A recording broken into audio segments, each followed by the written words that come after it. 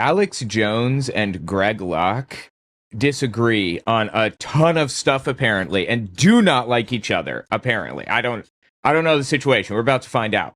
But Greg Locke decided to go on Alex Jones to argue with him, and it was absolutely wild. In addition to that, Stu Peters got mad that Greg Locke was on Alex Jones. I mean, all three of these people are conspiracy theory nutcases, but this guy is a full-blown, effectively self-avowed Nazi. He pretends he's not a Nazi, sues people for calling him a Nazi, but I'm comfortable enough with the fact that he is a Nazi to say it, even though there's a possibility I'd be sued for it. He's a Nazi.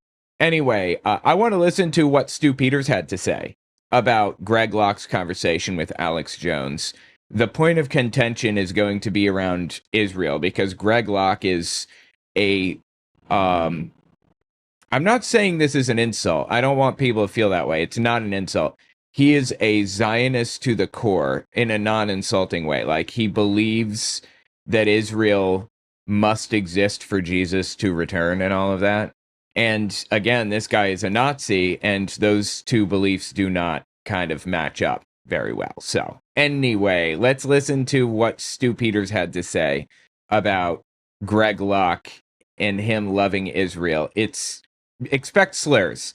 I will mute the slurs in the final product, but if you're watching live, buckle up for slurs. Probably lots of them. All right, check this out. We're going to start with Stu Peters. I have not watched the Greg Locke and Alex Jones thing yet, but after this, keep a lookout for the following videos. Owen Schroyer and Greg Locke, and Alex Jones and Greg Locke are coming up after that. Dude, we gotta watch the intro. The intro for Stu Peters is one of a kind. Oh my god, it showed a picture of Trump in a yarmulke.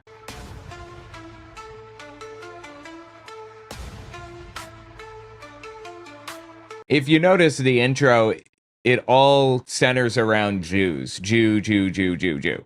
That's it. Again, like, I am pro-Palestine. This guy is not pro-Palestine. He just fucking hates Jews. He is anti-Jew, not pro-Palestine. There is a difference.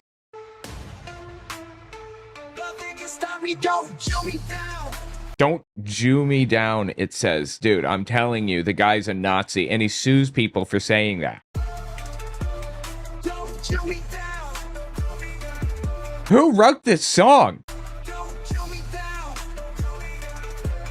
Don't Jew me down. Don't Jew me down.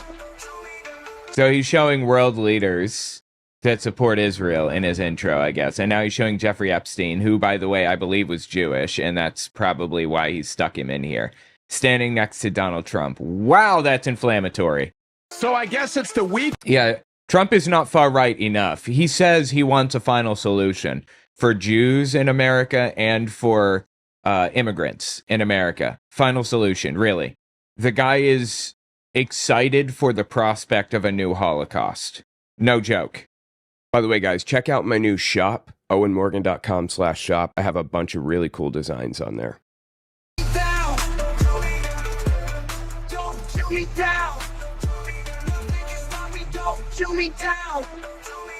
So I guess it's the week of the debates. I don't know what we're debating. It all seems pretty obvious to me. Gee, I wonder where all of the wars come from. Implication is, of course, not Israel, but Jews. Very specifically, Jews, because in Hitler's mind, they had poisoned blood. Jews had poisoned blood. In Hitler's mind, there was a group of ultra-powerful, ultra-intelligent, strong, smart, whatever, beautiful people named the Aryan race, thousands of years ago. And it's kind of like its own creation story, its own origin story, in all seriousness. If you want to read more about it, you can read about it in the book Aryan Jesus, or The Aryan Jesus. Anyway, or you can read about it in my book that I wrote about the subject. But the Semites, quote unquote, the Jews, were the Aryans' mortal enemies. You know, this eternal struggle between good and bad. And the Semites poisoned the blood of Aryans. And that's why they died. They would have never, suffered or died or any of that stuff if not for the Semites. And Semites' blood is just bad. It's just bad. It will make you sick. It's evil.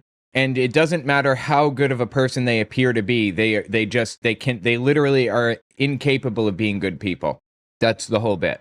So Stu Peters' claim here, who starts all the wars, is that Jews are starting the wars because they're genetically inferior, genetically predisposed to violence. Black people are also genetically predisposed to violence. That's the belief. So anyway, it's not about Israel. It's never been about Israel with this guy. It has always been about Jews and blacks. It's the week of the debates. I don't know what we're debating. It all seems pretty obvious to me. Gee, I wonder where all of the wars come from. I wonder where all of the strife and conflict and degeneracy and perversion come from. I don't know. Let's debate it. It'll be great TV. Let's debate it. We haven't quite figured this out yet. Let's debate it. So I guess it's the week of the debates. Just the other day, we talked about the Alex Jones moderated debate between Nick Fuentes and Dinesh D'Souza. Nick just absolutely nuked Dinesh D'Souza's Indian world. And as usual, Dinesh's arguments just all centered around standard, stereotypical Trump world GLP talking points regarding Israel, the need for America to provide that fake and gay homosexual country with undying attention and buckle up, support and devotion and limitless American blood. So we talked enough about that debate the other day.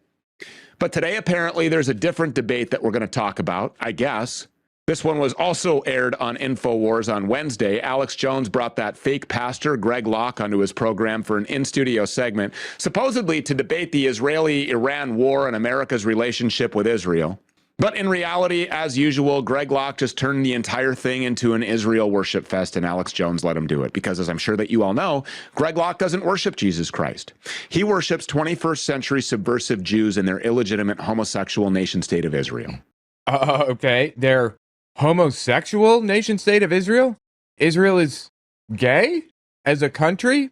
There are no straight people there, or what? It turns people gay? What does that mean?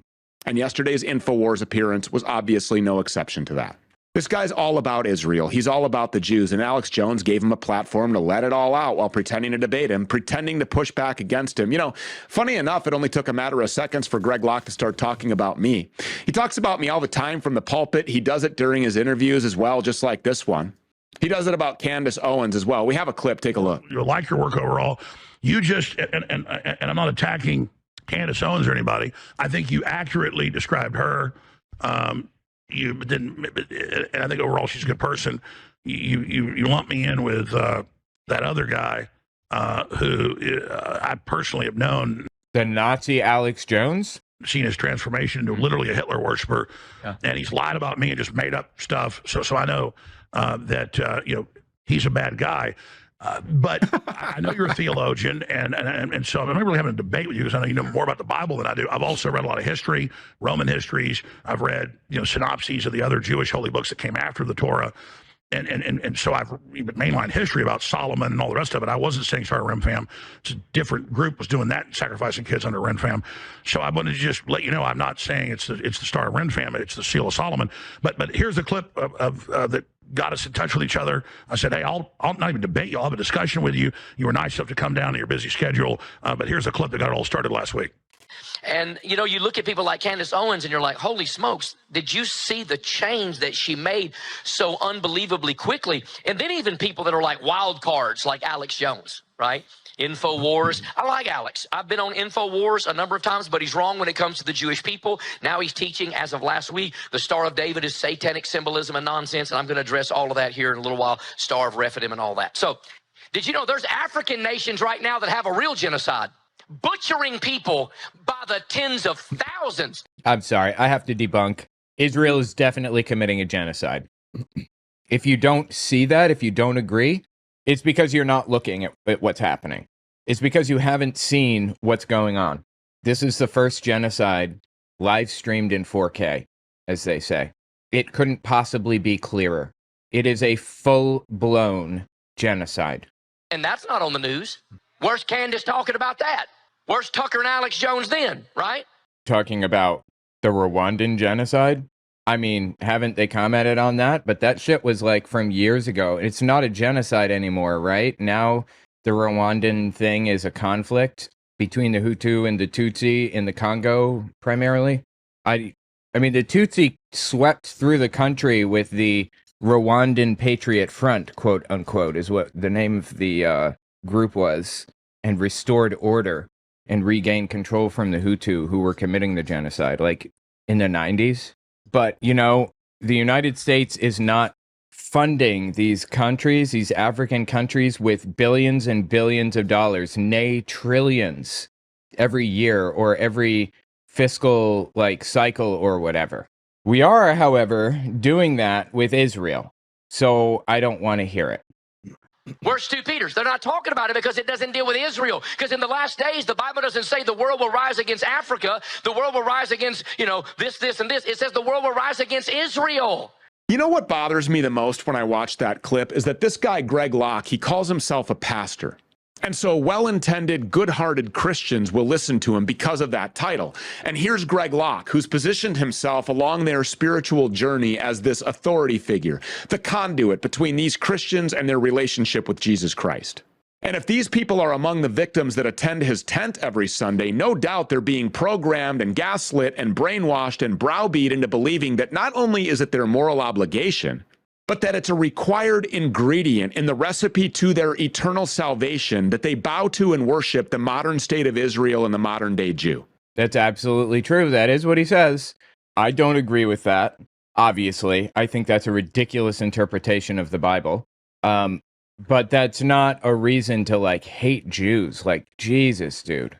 And that's incredibly dangerous. Greg Locke is not a pastor. He's a subversive liar.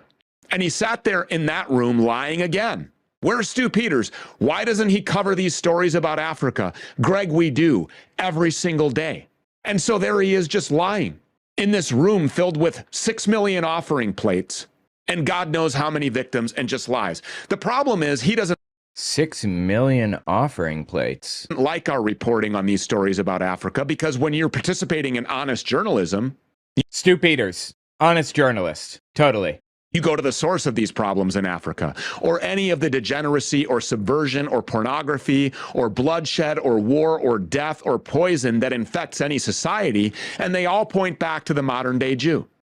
Jesus, dude, this is wild. This is absolutely wild shit. For the record, he uses words like poison very intentionally. That is the word used by Hitler to describe Jews. They are poisoning the blood of Germany. They all point back to the modern state of Israel. They all point back to the synagogue of Satan, Greg. They all point back to these strange people, the tribe that's been kicked out of 109 countries 1,034 times. This is full Nazi propaganda. There are no, what's the word? Dog whistles here. There are no dog whistles. He's just out and open about it.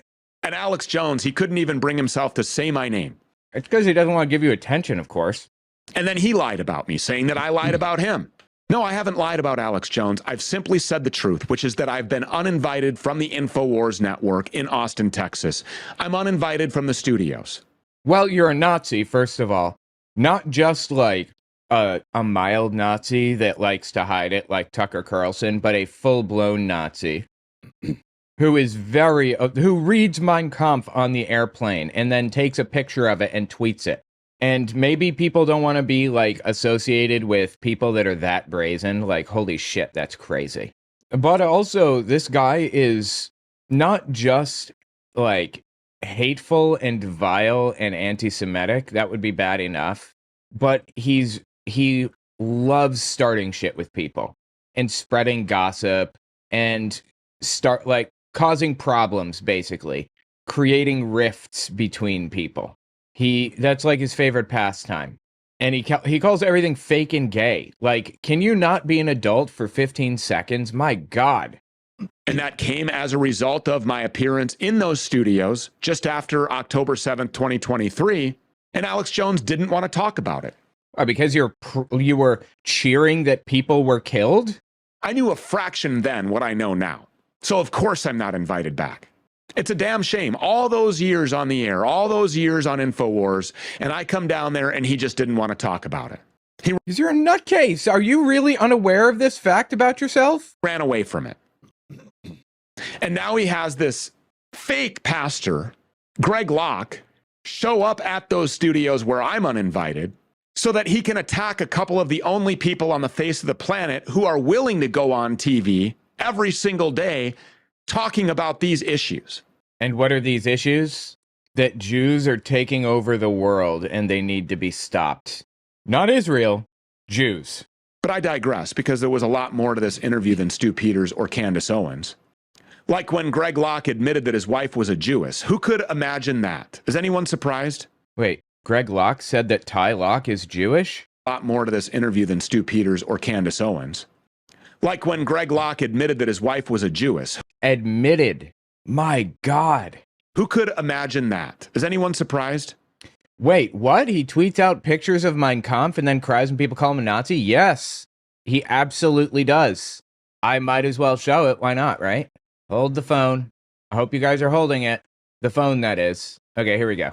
Here's a picture. Before Mein Kampf, he tweeted this. Before Mein Kampf, he looks like a quote-unquote thug. And after Mein Kampf, he has a private airplane behind him. Here's a picture of him on an...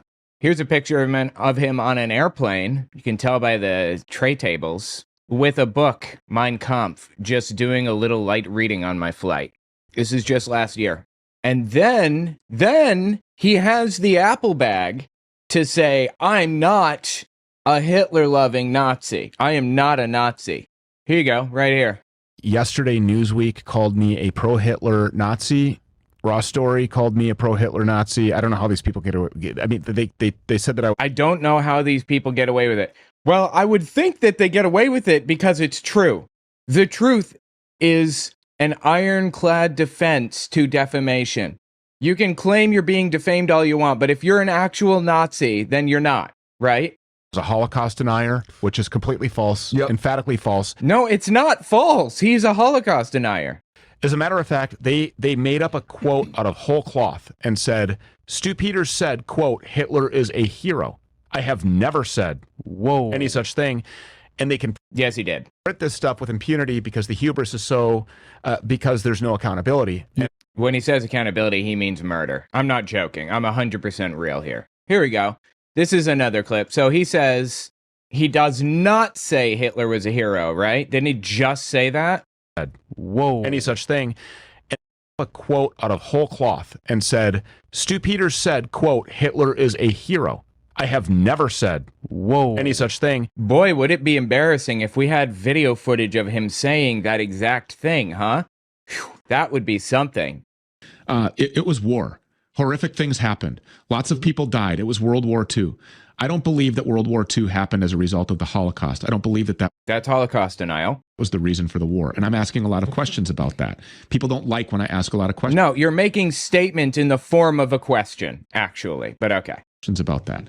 Hitler may have been an evil dictator, a ruthless person that murdered millions of people. I don't know because of the propaganda that surrounds every war. But for this, wasn't he a hero? Is that not him saying Hitler was a hero? I'm sorry, you phrased it like a question. I suppose you're right. You were actually, he wasn't misquoted because this is not what Newsweek claimed about him, but even in his little framing, Newsweek said, you said, quote unquote, Hitler was a hero. You're right. Newsweek should have said, Stu Peters says, wasn't Hitler a hero? It does not get clearer than this. He's a Nazi, right? Wasn't Hitler doing the right thing when he ordered these books to be burned and these places to be stormed by force? Well, even if he didn't order it, at least the people that followed him knew what to do and he wasn't going to complain about it. Yeah, this is what needed to be done. If you're going to save a civilization, I mean, the civilization was dying. This was the Prussian Empire was something that was emulated by countries all over the world. The United States adopted their education system for better, for worse. Okay. The Prussian Empire, Prussia was a little state that bordered Germany at the time, and it eventually became an actual German state. I don't know what it is now. I don't think it's part of Germany, is it? I'm not sure. Anyway, the Prussian military had a little phrase that they liked to use, Gott mit uns. It said those words on their belt buckles. It means God's with us. The point is that Stu Peters is a Nazi.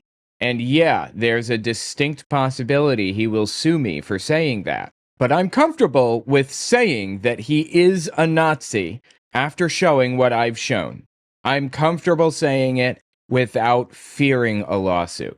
It didn't border Germany. Yeah, it did. Let's find out. No need to wonder, just loaded up our question gun. Let's go answer hunting. Did Prussia border Germany? Yeah, it bordered Germany. Not sure what you're referring to here. It was a separate kingdom with German Confederation, or within the German Confederation. It was not in Germany because it was not German at the time to which I'm referring. 1871 to 1918, it was part of the German Empire. 1918 to 1933 was the Weimar Republic. Before 1871, it bordered it. It was a separate kingdom. I see. So you're saying before 1871, Germany didn't exist. Prussia became the dominant state in the newly unified German Empire. Okay. It was a major part of Germany, made up about 60% of its territory from 1871 to 1918. And then 1918 to 1933, it became the Weimar Republic and still existed as a large state. Okay. But all right, you're right. You're right. However, it was its own independent state in a lot of ways. Like, it went to war independently. It had its own independent military and their own everything. It was under the umbrella of the German Empire, but it was totally separate, really. That's why people refer to it as separate. But I guess in the most technical sense, it was part of the German Empire. I wonder if Austria was considered part of the German Empire. Was Austria considered part of the German Empire as well? All right, let's continue with Stu Peters. No, it was not. Okay, let's continue. Now, during his time at the InfoWars studios, Greg Locke also went on Owen Schroyer's show. That was an interview that was actually worth watching. Schroyer actually did offer up some resistance to... Yeah, we're going to be talking about that one. And the fact that Schroyer is receiving praise from Greg Locke should be all you need to know about Owen Schroyer. You should be horrified and embarrassed to receive any kind of praise from this guy. He's evil. He is an evil human being. The things that Locke was saying, like he did right here. I'm going to see things totally different because obviously I think we ought to be America first, but I also understand the fact that God says that America will be blessed if we do stand with, to some great degree. This is where I think we come into an issue because from my perspective, and I don't know, you may disagree, but it seems to me on the right wing, especially with electing Donald Trump twice, we all agree that America is heading in the wrong direction. I think we all agree that. So, well, it was, but I think that the prevailing belief is that it's headed in the right direction now, isn't it? So how can we claim that we've been blessed for supporting Israel all these years when clearly America has suffered since we've been supporting Israel? Suffered because we've had some lousy leadership, no doubt about that. But they all supported Israel. As far as the politics, they all supported Israel, every single one of them. They said they did. Name a president that didn't go and kiss the Wailing Wall. They very, very definitely supported Israel, all of them. Yes, every president, pretty much. I don't know of one that didn't. And Greg Locke is pretending that they did not support Israel? Why are you even pretending? Joe Biden was not very friendly towards... What? What are you smoking? He was the most friendliest to Israel. Where is your head, Greg? I don't understand. How can you say such a thing? It's nonsense. Joe Biden was a full-blown, and again, I'm not saying this as an insult. I'm trying to communicate a fact of beliefs. He had Zionist beliefs. Okay, the guy believed that Israel needed to exist for the end to come. He believed that, Israel needed to control the region or Jesus would not return because they had to control the temple. They had to tear down Al-Aqsa Mosque and build up Solomon's third temple in its place. So he supported Israel to the dying breath. The Jewish people. He would have done everything he could. That wasn't the question. And what's that? Name a president that didn't kiss the Wailing Wall. Oh, I have no idea on who did or did not kiss the Wailing Wall. JFK. Only one. Okay. We all know what happened to him. Yeah, absolutely. Oh, come on, dude. Really? Owen Schroyer is a Nazi. I did not know that. I didn't know. to say something like that, you're a Nazi. You can't say some shit like the Jews killed JFK without being a Nazi. That is insane. That is an insane thing to say or believe. Seriously. Lincoln went to Israel? Yeah, right, exactly. I guess since Israel came into existence in 1948 or 47 or whenever it was.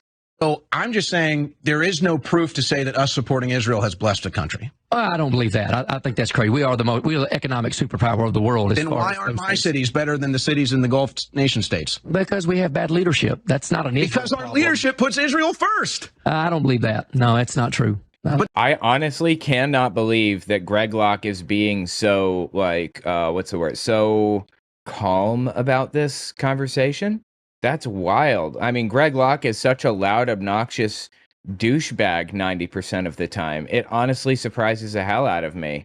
This is what you're arguing. You're saying because we support Israel, it's blessed America, but now you're saying America's not blessed because of our bad leadership that supports America. Oh, America's blessed. So there's no way around that. We're a superpower, politically. We're a superpower economically. We're a superpower militarily. But I'm telling you, we would be just like any other normal nation had we not stood and had an alliance with them for all of these years. Look at all the other nations that have stood against Israel. It hasn't boded very well for them. We just know how the end looks. And the end looks, every nation, Zechariah 12:9 says, every nation that fights against Israel, the Bible says, it's very graphic, God will burn their eyes out. God is going to bring every nation that fights Israel and that does not stand for the covenant of the Jewish people, not their government, right? God's not in a covenant with Netanyahu and the government of Israel. He's in a... You could have fooled me the way that Greg Locke believes. It sure as hell seems like he believes that about the state of Israel being in a covenant with Netanyahu. The covenant with the people of Israel. And we have a biblical justification to stand with them, not to broad stroke all the bad decisions and the wars and the things that come to the table, to stand with the people in general. That's why we have a hard time generationally making the connection, because they are going to look at it strictly political, and I'm going to look at it strictly theological, which that's my worldview, because I believe my theology affects my politics. Well, I would say, even if we wanted to get theological, I'm not so sure I'm convinced. In fact, I would say I'm not convinced. Sure. I'd say the opposite, that the current nation state that we call Israel, the current landmass that we call Israel, has anything to do with the biblical Israel. I think that that's all propaganda. And I would guess if you did a DNA test, that the Palestinians would have more Semite blood than the modern day. There is no Semite. The Semite is pretend. This drives me nuts, dude. A lot of people don't realize this. Semite is fake. It's not a real people group. They don't have a common ancestor. It's a language grouping that includes like Ethiopian, I believe, and Hebrew and Akkadian, maybe. Aramaic, I don't remember, but it's a language grouping, which is why it still exists as a word. It's not a people group. And to claim that it's a people group like this, claim that if you blood tested them, then they would have more Semite DNA. That tells me you don't know anything about the subject, or you certainly don't know enough about the subject to make broad sweeping claims like this. That is wild. Israelis that are mostly Eastern European. Well, again, I think that's going to be a lot of conjecture. That's a pretty big leap, because like I told Alex, there's a number of theological and prophetic reasons why we still believe that the people that are in the land and moving back to the land are the people. The ground's not going to prophetically grow back for fake Jews. It just all gets so tiring and exhausting. I just get fatigued listening to and watching. You know, the dude is complaining about this guy, Greg Locke, working Jews into his theology, and not just working Jews in, but working the state of Israel into his theology. But that's exactly what he is doing. That's the problem. Stu Peters has it as part of his theology that Jews are like evil and poisoning the blood of people and all this other crazy stuff. You are literally doing the thing that you are complaining about. Watching interviews or debates or conversations like this one, it's just absolutely insane. Anybody who takes Greg Locke seriously as a biblical authority, or in any way at all whatsoever lends any credence to the words that Greg Locke says, should have their heads examined. He's a subversive liar, cosplaying as a pastor. Any objective information that Owen Schroyer tried to introduce to this conversation, any facts that Owen brought into this discussion. But he didn't bring any facts into the discussion. That's the problem. He said, I'll bet if you tested people, then you would find that blah, blah, blah, blah. You're just completely making shit up. Not only was the thing that he was saying false, but Semite doesn't even exist as a people group. Really. We're just discounted. No, that can't be true because that's not what I believe. Hang on, let's find out. Wait. List Semitic languages. Let's see here. They are a branch of the Afro-Asiatic language family, historically spoken across the Middle East, North Africa, and the Horn of Africa. They're divided into East, Central, and South Semitic groups. Akkadian, Babylonian, Assyrian, Hebrew, and Aramaic. I was correct on all of those so far. Phoenician, Ammonite, Moabite, Edomite. Arabic is also a Semitic language. Classical Arabic, language of the Quran. And then we've got South Arabian, we've got Iraqi, Sudanese Arabic, and a bunch of others. Colloquial Arabic dialects, Modern Standard Arabic. And then we've got the Ethiopian language groups. Ge'ez, Amharic, Tigra. There you go. Those are some of the Semitic language groupings. Any legitimate questions that Owen Schroyer was asking, he just scoffed at it. Like the one about JFK, and good on Owen Schroyer for forcing him to answer it, but even when he forced him to answer it, it was a non-answer.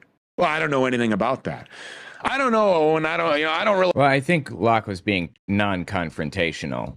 He does know all about this subject and has hard opinions on it, but he didn't want to, step on people's toes. Dude, there is a mosquito that has completely mangled me. Oh my God. You know that Miki got outside yesterday? She hasn't been outside in 10 years since she was a baby. Not long term anyway. Not 10 years. Maybe closer to 5, 6, 7 years. She hasn't been outside since then. And the door was left open and she just kind of stepped out. Okay, there is definitely a mosquito in here that is just nomming me like mad. I hate mosquitoes, dude. I hate them so much. I hope that they all die. I don't care if humans go extinct as a species because mosquitoes are gone. I'm okay with that. I'm allergic to mosquitoes. It's so frustrating. Always sucking blood without consent. I know. Anyway, yeah, Miki got outside yesterday. I drove my kid somewhere. I don't remember. It wasn't far. It was like 5 minutes away and then 5 minutes back. And when I got back, Miki's standing in the yard, munching down on a flower. She stayed there in the yard. She didn't go anywhere. We have a little fenced-in area, and she chose to stay and hang out. That's nice, huh? She can't be gone for days. Like some cats, they disappear for a couple of days and then they're back. She would die. She needs medicine. She needs phenobarbital for seizures, and she needs insulin. She cannot be gone like that. So I don't want her to get out. That would be bad. Dude, this mosquito is annoying as shit. I'm very unhappy that I was bitten by a mosquito. We didn't really have mosquitoes. No, it wasn't really a problem in New York City. Anyway, let's continue. Know anything about modern day presidents putting on the ridiculously embarrassing tiny hat and going and humping the wall. I don't know. Maybe it was a coincidence that the only one in modern history that didn't do that ended up assassinated, murdered. Okay. Yeah, it is a coincidence. I love how he's drawing connections where there are none. In the wide open broad daylight as a sitting president in front of his citizens. I mean, it's really obvious. It's really easy to see exactly what the hell it is that's wrong with this country. He's implying that it's obvious that Jews did it. He was murdered in broad daylight, and that and it was obvious it was Jews for that reason. No, Jews did not kill Kennedy. Get help, Stu, really. When you take into account all of the millions of conservatives and Christians that go to church every day, every Sunday at least, listening to some idiot like Greg Locke, they're not going to church to learn about Jesus Christ. They're going to church to learn about the modern day homosexual nation state of Israel. What does he mean when he says that Israel is gay? I don't know what that means. That's all these people care about. And they don't care what kind of damage it does to this country. They don't care what kind of damage it does to this world. They think that if they align with the people who murdered Jesus Christ, then somehow they're all going to be led into heaven. fascinatingly, that is the exact line of argument that Hitler provided. Like, I don't want to keep pulling it back to Hitler. It's not all about Hitler, right? Obviously. But it is with this guy, because that's all that's on his mind. That's all he can think about. Because of people like Greg Locke. Or they're all going to be allowed to hang around the third temple with all of the burnt up red heifers. These people are sick. Yeah, I don't know if you're aware of what he's referring to here, but there's basically, all right, so the Old Testament is old Jewish text, right? Well, the Pharisees believed that, the Pharisees from the Bible, they thought that they were unique in that God didn't just give them the commandments, the physical commandments, but he gave them oral commandments as well. And he believed that, they wrote those oral commandments down after the temple, the Jewish temple, was destroyed in 70 CE. About 40 years after Jesus died, the temple was destroyed. The second temple, the first Solomon's temple, was built in about 1000 BCE, destroyed in 586 BCE, and then rebuilt in 515 BCE. And from 515 to 70 CE, it stood. It was destroyed again then. When it was destroyed the second time, Pharisees basically said, all right, well, we're going to have to write these oral commandments down because we don't want there to be we don't want to lose this stuff. We don't want there to be a risk of losing our culture and whatever else. So they write all the commandments down or whatever in something called the Talmud. And it was compiled, I think, in the early 100s, or maybe it was the early 300s. I don't remember. But I think that was called the Jerusalem Talmud. And then it was compiled again later, translated and cleaned up in a much more comprehensive and trustworthy version called the Babylonian Talmud. I might be mixing those up. But that document, the Talmud, contains the additional holy books from the Jewish religion, like the book of Zohar and the whatever else, all of the books the Jews have that we do not. God fucking, is there a window open? What the fuck is happening right now? It's like there are mosquitoes and bugs everywhere. Drives me insane. Anyway, so regarding the Talmud, it says, after the second temple was destroyed, it says that there will be a third temple constructed. And in Jewish eschatology, in Jewish end times beliefs or whatever, they believe that after the third temple is constructed, that is when the end is going to come, finally, for Jews. And to have the temple reconstructed, it's going to require, red heifers to be sacrificed to God in front of it or something like that. Leading up to the temple being constructed, that's going to happen. Unfortunately, there's a mosque there right now. The Al-Aqsa Mosque is on the Temple Mount where it needs to be reconstructed. Food trash nearby? No. This place is completely clean. I have a trash bag where I just threw some trash, but it's not dirty in here. It's a cool room in the house. That could be, because it's cool. Fun place to be, happening spot. Lots of retro games. I know that they're super into those. Mosquitoes, that is. I'm just kidding. We have an air conditioner in here. That could be it. But they're driving me absolutely insane. Anyway, that's the claim, the red heifer thing. And everybody is afraid because when this is written, red heifers were super, super, super rare. You almost never see cows with red coats. But they're around. It's a genetic mutation. But we have the internet now. We can track all of the red cows. By the way, a heifer is a virgin cow, basically, specifically. And a while back, I don't know, a couple years ago, this dude from Texas had 12 red heifers that he raised on his farm and shipped to Israel against international law. So they're there. I understand. They're there. All they have to do is start the ceremony. Destroy Al-Aqsa Mosque, which will actually start World War III for real, and then build the temple. That's what Stu is referring to here. Into account all of the millions of conservatives. Oh, yes, and basically a super racist joke, I don't know what you would call it, among Jews in Israel who want this to happen, actively want red heifers to be sacrificed, and then World War III to start.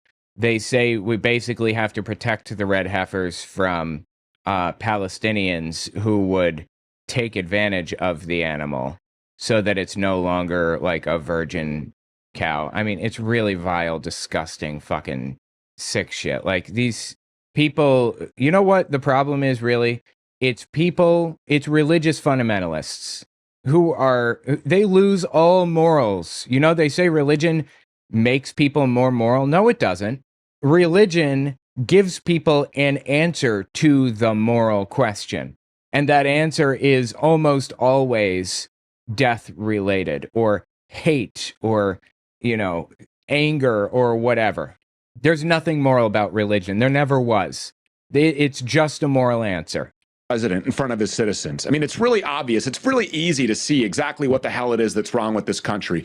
When you take into account all of the millions of conservatives and Christians that go to church every day, every Sunday at least, listening to some idiot like Greg Locke. They're not going to church to learn about Jesus Christ. They're going to church to learn about the modern day homosexual nation state of Israel. That's all these people care about. That's all these people care about. That literally his intro is all stuff about Jews. What do you mean that's all they care about, Greg? What are you smoking? I'm sorry, Stu? Not Greg, Stu. What are you talking about, Stu? And they don't care what kind of damage it does to this country. They don't care what kind of damage it does to this world. When he says damage to the world, what he means is black people and white people being allowed to get married to each other. That's damage to the world, quote unquote, in his mind. He is a vile, evil human being. Seriously. Think that if they align with the people who murdered Jesus Christ, then somehow they're all going to be led into heaven. Again, that's a Hitler claim. The Romans killed Jesus, not Jews. The Romans. The Jews didn't like Jesus, obviously, but they had little to no effect over what would happen. Or they had little to no control over it. It was the Romans. And you even find verses, anti-Jewish bias in the verses of the Bible where it starts out completely different, but by the end of the story, Pontius Pilate's just the nicest guy alive, and he's just like, I don't want to do it. Oh, I want to save this guy. He's so super nice. No, he was treasonous. Jesus was. He was portraying himself as king of the Jews, and it was presenting itself as a political challenge to Roman power. Why would Pontius Pilate want to wash his hands of this like he gave a fuck? That's just a lie. I'm not stoned enough for this level of hate. Well, get it together, brother. Come on. Pull it together and fix it. That would really freak somebody out who was stoned, I think. People like Greg Locke. Or they're all going to be allowed to hang around the third temple with all of the burnt up red heifers. These people are sick. That's what I was talking about a minute ago. And while there was a time in which someone like Greg Locke could go on air with Alex Jones and get all of his little talking points out there and face no restraints or accuse everyone on earth of being an anti-Semite and then call up for a debate, those times are coming to an end. Take a look at social media. Alex Jones is getting ripped apart by J-pilled noticers. J-pilled. What does that mean? Jewish pilled? People who, quote, in his mind, see Jews as evil that they are, or whatever? Is that what it is? Owen Schroyer isn't. He's being praised for confronting this freak about JFK. But Alex Jones is being mocked. People are saying they won't even buy his methylene blue anymore now that Greg Locke tested it on air. That's too bad. Frankie Stocks joins us now for more discussion on all of this. I guess it's the week of the debate. What say you? Hey, Stu, thanks for having me. And yeah, I think this was just absolutely pathetic. But you look at this Greg Locke guy, and I didn't know a whole lot about him prior to this. I'd seen, some clips online. I mean, Greg Locke has been on Stu Peters' show before, not even that long ago. I guess it was a few years ago. I have a clip of it. Hold on. By the way, my clips are available online if you want to see them. owenmorgan.com/clips. Not charging or anything. They're free. What just transpired. Yeah. Here you go. This is Stu Peters and Greg Locke together. I don't have a date on it, except I covered it around June 22nd, 2021. So take that for what you will.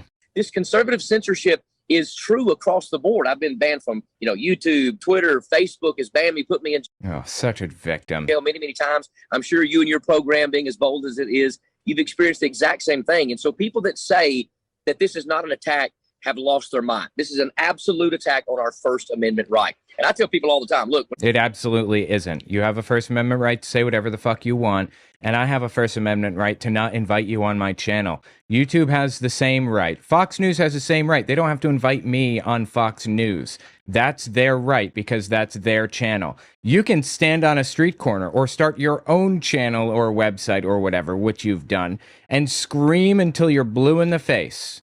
You don't have a right to other people's platforms. You don't have a right to my platform. I don't have a right to Fox News's platform. That's not a violation of free speech. It comes to our church and what we need to say and remaining open, that when they impede upon our First Amendment right, we'll meet them at the door of the tent with our Second Amendment right. Because, look, they are trying to silence us. And I think our compromise. Yeah, that was a popular phrase that he had for a while. We're going to shoot people if they try to prevent us from holding church services. Nobody ever tried to do that. People asked Greg Locke to space the chairs out. They asked him to hold services online or outside or put better ventilation systems in during COVID. That shit's over now, obviously. And nobody's mentioned not a peep about that for ever. But he's still a victim, of course. He'll always be a victim. This poor, hapless, downtrodden, mistreated guy. Didn't do anything to anybody, and he's so mistreated. This white Christian dude, one of the most privileged people on planet Earth. One of the richest people on planet Earth, in all seriousness. And he's the downtrodden, mistreated, poor guy. Oh. Is our silence. The fact that we are not willing to push back. And so I think big tech is in for a big rude awakening, because I think the Lord's going to turn this whole thing around and they're going to start breaking this stuff up. Lawsuits are going to come in, and it's not going to be good for them, but I think it's going to turn out good for us. Yeah, so anyway, just the biggest professional victim on planet Earth. It's such a joke, dude. God, I can't stand Greg Locke. He's got the Stu Peters obsession, the Candace Owens obsession, but I had never really looked too far into him. And so I listened to watch the entire court back and forth between he and Alex, and it was just you look at this guy and you see this, it really is what you said. This is, I think it's between him and Alex, but okay. What's wrong with so many people in this country? I know people all over the area that I live in who go to churches just like this. I've talked about this church on air before. There's a church 2 miles down the road from me. They have a jumbotron outside, and a lot of times you drive past it and there's an Israeli flag waving on there. I mean, the assertions that this guy made to try to justify steering all of these good-meaning Christians in this country toward this genocidal, just crazed, killing children nation state of Israel. Again, I agree that Israel is psychotic and fucked up and evil right now, but I actually care about the Palestinians, and I'm not doing it because I'm not supporting Palestine because I fucking hate Jews like these guys. Where everybody's gay, where they've got video that came out just the other day of them brutally gang Palestinian prisoners. Those are the type of people that... Okay, I didn't see that. I don't know. I have trouble believing a word out of any of these people's mouths, including Greg Locke. So be skeptical. I can, however, tell you that the Palestinians are being terribly mistreated by Israelis. So take that for what you will. People like this Greg Locke character are steering American Christians to, and he's on with Alex Jones saying that the Bible prophesized, and he says they named the date, they named the year, 1945 there'd be a Holocaust, 1948 Israel would be founded. Okay, I don't remember them naming a date or a year. What's all this? Gregorian calendar didn't even exist at that time. It's ridiculous. Pick your Bible up and show me where it says in 1945 there's going to be a state founded called Israel, or there's going to be a genocide called the Holocaust, and in 1948 there's going to be a state founded called Israel. Well, obviously it doesn't say that. I haven't seen Greg Locke say that, though. I don't know what he's referring to here. It doesn't exist. I mean, it's ridiculous. And he threw out all the talking points that you usually hear. You know, there's going to be 140,000 Jews brought up to heaven, and you 144,000, yeah. better hope that you're nice to these Jews and maybe someday you'll get into heaven too. This is all brainwashing. It's all manipulation. People, for years, I've heard people parrot these talking points. As I've woken up and talked to more people about this, you hear people just spit out these exact same talking points. Like, show me where it says that. All of this stuff is reliant on interpretations. You know, these people are listening to some crackpot like this through this twisted interpretation, and then they spill out all these fake facts like, you know, oh, it says 1945, it says 1948. Our calendar, these years, they didn't exist yet, but rest assured, it says 1945, it says 1948. You know, all these people listen to this stuff, and it's all based off of some crackpot theory that then gets picked up and put out over and over again. It's like, it's brainwashing. It's disgusting. Why do you think that Alex Jones is now doing this? That's another interesting topic here that we should discuss. I mean, so he has D'Souza and Fuentes. He's had Fuentes a lot recently, and then he put D'Souza. He arranged this debate, D'Souza Fuentes. Right.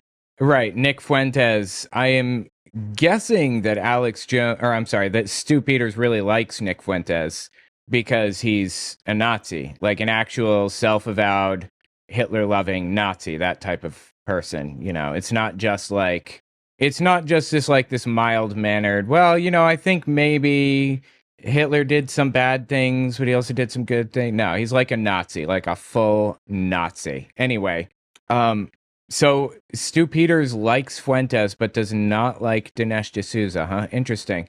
That doesn't surprise me, considering the fact that Dinesh D'Souza is not white. And then bang, immediately he has Greg Locke on. Was this some sort of like a promise to the handlers? Hey, you gave a little too much airtime to handlers. Fuentes there. I mean, I don't know. I don't know what's happening, but I know how I was approached.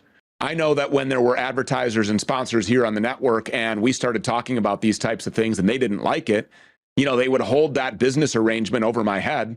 Oh, please. And they're just no longer here anymore. So it's very obvious to see what remedy you know, to be perfectly frank with you, advertisers don't like dealing with people who are controversial. That includes me. Not because I'm anti-Israel, it has nothing to do with that. I never came out as opposed to Israel in any way, shape, or form until later, until things really started exploding. It's about being controversial generally. And Stu Peters is nothing if not controversial, obviously. I chose, what solution, what path I took. They're just not here anymore. And here we are talking about the real issues every single day.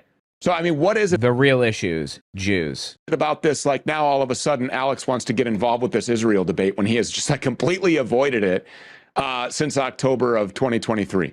Yeah, well, look, I thought that it was really interesting how in the run-up to the U.S. striking Iran and immediately thereafter, there were all these posts out, all of these people chiming in saying, oh my gosh, Alex Jones finally done it. He's turned on Israel. He's against this war, blah, blah, blah. There seemed to be a resurgence in like truthers saying, you know, let's go back and see what Alex Jones has to say. And then a few days later, I'm listening, I believe this is over the weekend at this point. I'm listening to the Alex Jones show, catching up on basically all the podcasts. And he's going crazy talking about we're going to have another 9/11 on U.S. soil. These same like Mark Levin, Laura Loomer type talking points. So after there's all these reports that Alex Jones like turned on Israel and was anti-war and all of these things, and he was going back toward the truth, it seems my thought immediately at the time when I heard this on the show was that he had gotten the call and they were like, you better go out there and say, you know, hey, be scared of Iran. Iran's going to attack us on U.S. soil. It's going to be worse than 9/11. These are the exact same talking points that everyone was making fun of like a week before. And then Alex Jones is out. After coming out against the military strikes and intervention in the Middle East, Alex Jones is out now saying, be very scared of Iran. You know, so immediately at that time, I was like, oh, it seems like, you know, there's been some backtracking here, gotten the call, whatever. And then you throw Greg Locke into the mix and it's, it seems like somebody got the call. Somebody got the call. So there's some secret Jewish guy that called these people to tell them that they can't talk about this. And we all know that Alex Jones is definitely one of those people who would just shut up if he was asked to shut up, right? About something. These are the pastors that absolutely have to be exposed. You know, I mean, I'm actually really thankful that he went on InfoWars with Alex Jones, because that showed people, it gave them, and you can tell by the comments, because the comments are chastising Alex Jones for not standing up to Greg Locke, right? That's the majority of the comments, the majority of the feedback. I don't know that that's true. Stu Peters lies for a living, of course, so be very skeptical. However, you know, these people have cultivated an audience that is predisposed to fascism and Nazism, so it wouldn't surprise me. The overwhelming temperature in the room is that people are afraid of, or excuse me, people are ashamed of Alex Jones. People are disappointed in what Alex Jones did. That means that also they clearly know that Greg Locke is an enemy. They know that Greg Locke is an enemy to America. They know that Greg Locke is the antithesis of the truth, that he's not actually really speaking biblically. And even if so, even if he takes some scripture and then... See, this is what I'm talking about. The dude's complaining about Greg Locke using, you know, working Jews into his theology, when that is exactly what Stu Peters is doing. That is what he's doing. Sitting here complaining about something while he does it. Like, come on. Weaponizes it and manipulates it, which is actually a common theme in the evangelical, you know, non-denominational Protestant type, worldly, secular Calvary Chapel churches. You know, the crystal cathedrals and the tent city that Greg Locke is running. This is a very common theme, and it's scary. I mean, people should be very concerned about this happening. He's not running a tent city anymore. He probably doesn't realize this because he doesn't pay attention. Wait, what did I just pick up? Did anybody notice what that was? He probably doesn't watch Greg Locke, so he didn't realize this, but he ditched the tent in favor of an actual, like, physical building or whatever. But that just tells me that people understand. Why can't Alex see that? I know he does, and I don't even want to talk about Alex. What I really want to talk about is the big threat here. Interesting. He thinks that Alex Jones is anti-Semitic secretly? And this guy won't come on my platform. Greg Locke won't sit down with me. He tried to get me to go to Jerusalem to sit down with him. Yeah, okay. Stu Peters is taking a trip to Jerusalem. Let's see how that turns out. I would actually really love to see how that turns out. I will never go to Israel. I will never kiss the wall. I will never put on an embarrassingly ridiculous, tiny little fucking hat. Brother, nobody asked you to do any of that shit. All they did was ask you to come to Jerusalem to show you the area and talk about it and stuff. And I understand, I've been told that for Christians who go to Israel, it is actually a pretty incredible experience to see these areas that Jesus walked and stuff, you know. It's very touching, I've been told. A touching experience. So take that for what you will. Greg Locke is probably trying to kind of grab him by the heartstrings that way, if I had to guess. I'm never doing any of that. So, no, I'm not going to Jerusalem. And he knew that I wasn't coming, so that was his out. Well, Stu Peters, he was going to be in Occupied. I wanted to confront him. Hey, you know, can you watch Occupied? Can you watch Occupied and refute anything that was in there? And he couldn't refute anything that Owen Schroyer said. So, Occupied? I'm not familiar. Is it a movie? Oh, you know, and that was just tip of the iceberg type stuff, a little scratch on the surface. That wasn't, you know, I mean, like everybody knows about JFK, but I'm actually very encouraged. I'm very encouraged that the overwhelming sentiment is disgust and shame when it comes to Alex Jones, because they know that sitting before him. Okay, I'm just looking here. Occupied. 7-star review. Oh, no, it's apparently a different movie. There are two of them. There's another Occupied from 2020. Who pays the price in a war? Filmed in Palestine between 2016 and 2017. Occupied explores that question through intimate interviews that capture the essence of home, freedom, and occupation. Through local artists' eyes, it paints a picture of life that becomes a testament to human resilience. Okay, yeah, I mean, I think this is okay.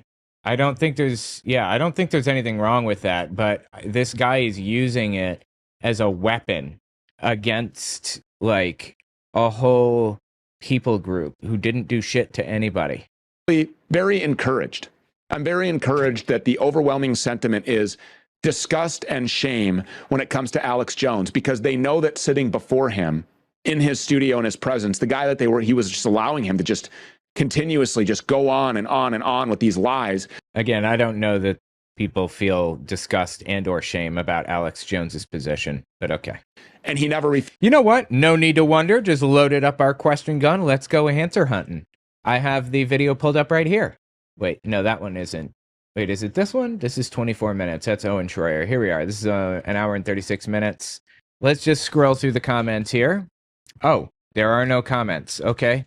There are comments on the Owen Schroyer one, though. How are there like 5 comments on a video with supposedly 7... Oh, no, with 1.7 thousand views. Okay, that's still very low. Why so soft? Dude's a terrible man and is hostile to true faith in Christ. He worships a land overseas. What an idiot. I don't know why, but you've been way too soft on him. Wow, okay. I don't know why you let him sit there and repeat the lies one after another without being destroyed by you fact-checking him. I mean, Owen Schroyer was not light on him. He was pretty aggressive. Refuted any of it. As a matter of fact, in the clip that we just played here, Alex was like really softening his approach. I don't hate Jews. I love Jews and blah, blah. You know, I mean, and then you said this morning when you were texting me that you had just found out that Greg Locke's wife is a Jewess. Yeah, I mean, so. I don't know if that's true. I've never heard that before, but okay. She's Jewish. Using the word Jewess is wild to me, though. Like, that is a word, Jewess. That's a word that I haven't heard since reading about World War II in Nazi literature, since reading Nazi literature when I was studying World War II for my book. Nobody in modern times uses the word Jewess. Holy shit.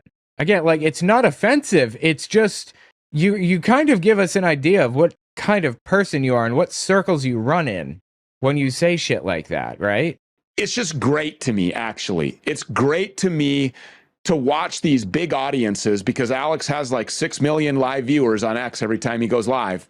And it's great for me to sit there and watch as I see him platform this and then watch the immediate live chat, visceral, vitriolic, disgusted responses from people who know that sitting across from you, this is the guy who is responsible for cheering on the country inside of a church, making it seem to these vulnerable victims as if this nation state represents the biblical version of Israel and what Jesus Christ was talking about. And he's using that to manipulate people for the offering plate, to give him money so he can bring it over and give it to the Jew, so he can have his condo in Jerusalem and spend his time in the homosexual state of Israel. Does he have a condo in Jerusalem? I mean, in retrospect, I guess I'd be surprised if he didn't. I think it's great. I think it's great that all this is being exposed. Yeah, I think that these people need to be exposed. We need to see them coming out and showing themselves as much as they can. They love to listen to themselves talk. So, of course, they're going to go on to especially any place where they're not going to get any pushback. They're going to go on to any place that they can go so that they can get all their talking points out there. They can listen to themselves talk. They can feel like the big celebrity in front of the cameras, and then the entire time everybody's watching and saying, wow, this guy is absolutely off his rocker. I was on my run this morning listening to that Alex Jones, Greg Locke interview, and I was just like laughing off. And he says, yeah, my wife used to think she... Did this man just say a swear word? I heard a swear word. Those are unacceptable for good Christians, good sir. She was Italian or whatever. She takes a DNA test and turns out that she's Jewish. Oh, wow. Imagine that. This guy right here, this guy, could you imagine? Did anyone not, ever think that would happen? I mean, it was just ridiculous. Well, I know that Greg Locke is like obsessed with Jews, like to a weird degree. So I would actually be surprised to find out that he is genuinely connected to Jews in any way. Even if he says so. I get the impression that he just wants to be desperately, even though he's probably not. But one more time. So he's saying that Ty Locke found out that she was associated with Jews or something? To that Alex Jones, Greg Locke interview, and I was just like laughing off. And he says, yeah, my wife used to think she was Italian or whatever. She takes a DNA test and turns out that she's Jewish. Oh, wow. Imagine that. This guy right here, this guy, could you imagine? Did anyone not, ever think that would happen? I mean, it was just ridiculous. And so, but these people, man, the pushback against him is becoming huge. You go on social media, and whether it's Greg Locke or Alex Jones, people are saying this is pathetic, this is ridiculous. And I mean, Alex Jones, it's sad because myself included, so many people out there who you see in these comments, you are like, I used to watch this guy all the time. You know, I listened to Alex Jones from when I was a young teen up through my 20s, up until adulthood. And it's like you only get to this certain point and you realize, like, this guy that all these years you think is some great truther and some great guy to follow, and he's going to take you to the truth. You know, he's not willing to go as far as it has to go. You know, they're gatekeeping that one part. It's not the Frankists and the Freemasons and the Vatican and all this. Yes, all these people are real. All these people exist. All these people have problems. But what are you not telling us about? You're not telling us about the Jews. You're not telling us about the Jewish influence. And it's like, and you know, I through journalism, I got J-pilled because I'm looking into influence. J-pilled. What a wild phrase. Operations, and every single time they end up having some Jew behind them. You're looking into the Chi-Coms. They love talking about the Chi-Coms. You're looking into a Chinese influence operation. There's Jews running it. Jeffrey Epstein's brother is financing it. You know, so it's you can't get to the truth if you won't broach the Jewish question, and that's why people are pushing back, and that's why people are saying, you know, exactly what you said. They're disgusted with it. They're disgusted with Alex Jones, and this Greg Locke guy is just a total nut. I think Jesus Christ, dude, that is wild. It's great that he's being exposed, but I also think that we have a problem because we need to go directly toward the rest of these pastors. We have to declare war on all of these pastors. And so as he continues to do that, my hope is that our audience will actually go into church with Owen Schroyer talking points, Stu Peters talking points. Dude, I wonder if we're going to see Owen Schroyer working with Stu Peters more. And I wonder how Alex Jones would feel about it. You talking about the calendar, you know, the 1945, 1948 calendar. Show me in the Bible. Show me in the Bible where it says that this foreign nation state is the Israel of the Bible. I don't think that, I could be wrong. I believe that Greg Locke doesn't claim that the Bible gives a date for when it's going to happen. I think that he just says that the Bible says Israel will become a state again. And it was a self-fulfilling prophecy. The United Nations, the U.S. government, a bunch of other countries supported, you know, the Israeli state in 1947-48 when it was created because of what happened in World War II and because they wanted to fulfill a prophecy in the Bible. That was part of the deal. And they got to, you know, Bible says Israel will exist again before the end, and they made it become a reality. So great job, guys. Show me where all of this stuff was predicted and how prophetic it is. No, this is not God fulfilling prophecy. This is man trying to fulfill prophecy. Yeah, that's right. Greg Locke's goal is to get that mosque wiped off the face of the planet. He has said it before. That is correct. Yep, he has. And build the third temple, burn some cattle, play in their ashes, and yeah, that's right. All of that is accurate. Usher in the Antichrist. He's on the payroll. He gets paid to be there. He likely has dual citizenship. He probably has begged Benjamin Netanyahu, similarly to Glenn Beck's begging Benjamin Netanyahu for Israeli citizenship. I don't know why I was born. But I just really love Israel. Probably. I've never heard Glenn Beck say that, but I guess it wouldn't surprise me. I just really love Israel. And I don't know, I'm just ashamed that Alex Jones can sit there and lie, too, saying that I have lied about him and that I'm a bad person. I'm not a bad... You are a bad person. I'm a person who researches. I'm an honest person, and you hit the nail on the head. You're a journalist, and if there's another journalist or if there's any kind of an investigative entity or reporter that's out there that's looking into politics, geopolitical issues, you know, domestic issues, war issues, anything, and they have really thoroughly researched the topic and they're not talking about this, they're not being truthful. They're not being honest. I have really thoroughly researched the topic, and I can tell you that Jews do not have a genetic defect that makes them bad people, and there isn't some deep conspiracy where involving all Jews where they all work together to whatever other nonsense that you believe about this. Compromised. And I guarantee I know more about this subject than Stu Peters or Alex Jones or pretty much anybody that we've discussed today. Guaranteed.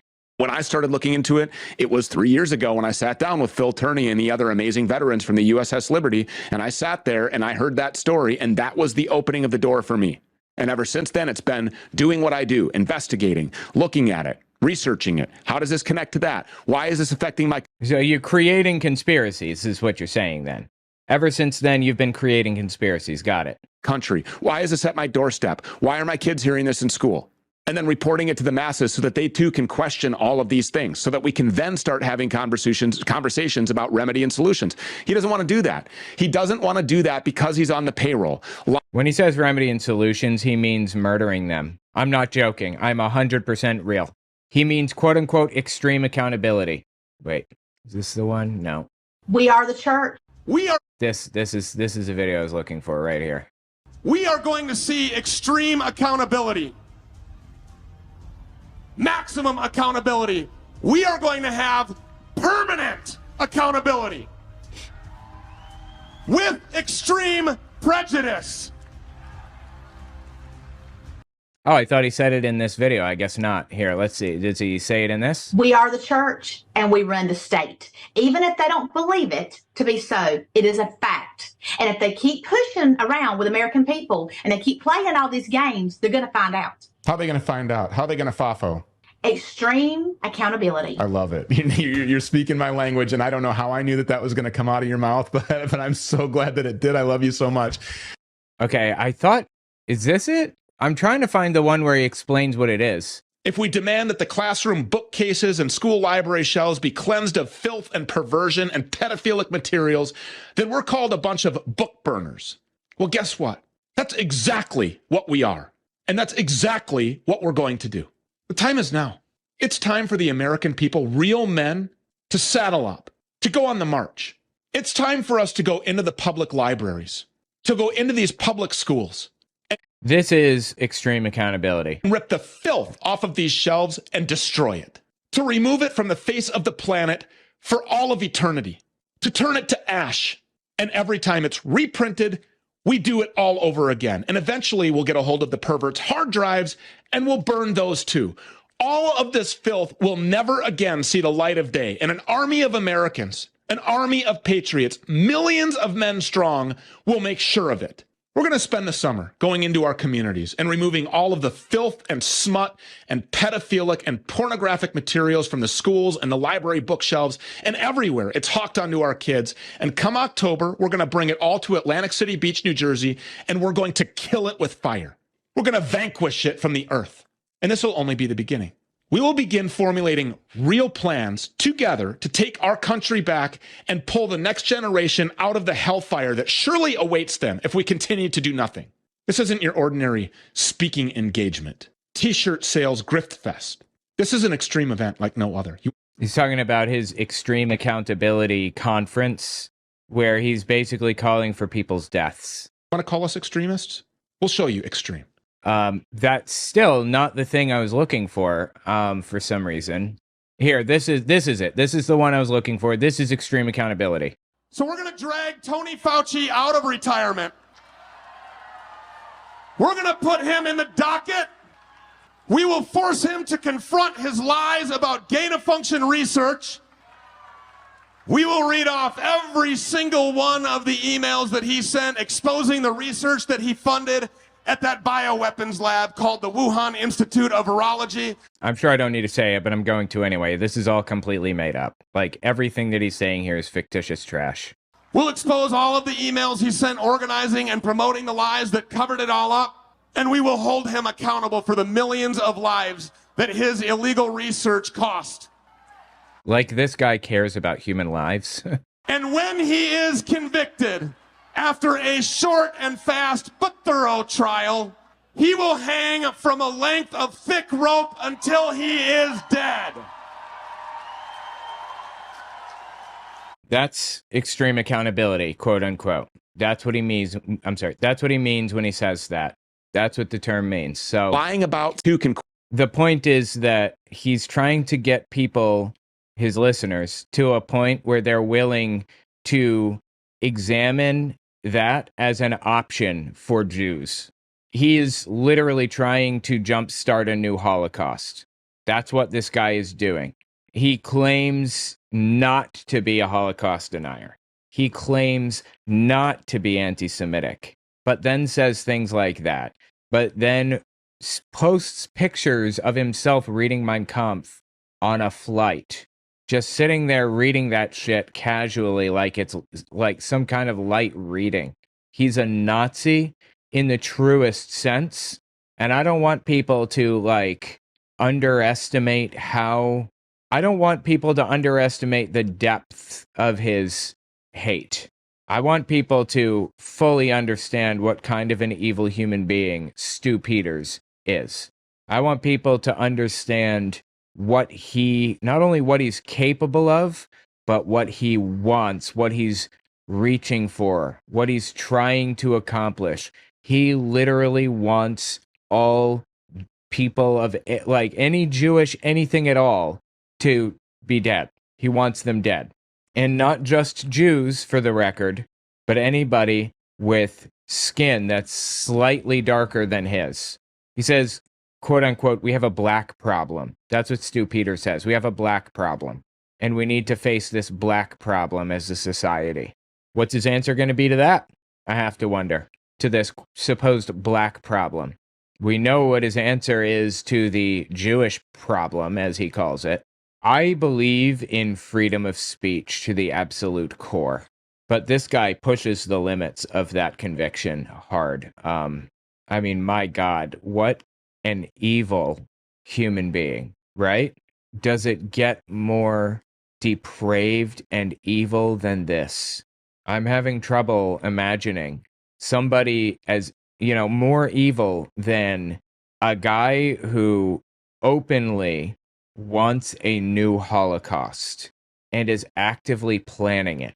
I think the vast majority of Americans are just either uninformed or unaware or whatever, misinformed, the vast majority. But this guy is just an evil human being. And I don't wish death on anybody, not one person ever.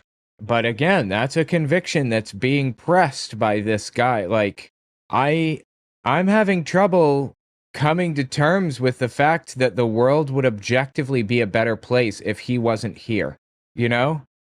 Like, my God, what a thing to say. What a position to hold. Extreme accountability. That is absolutely wild. Tell me your thoughts.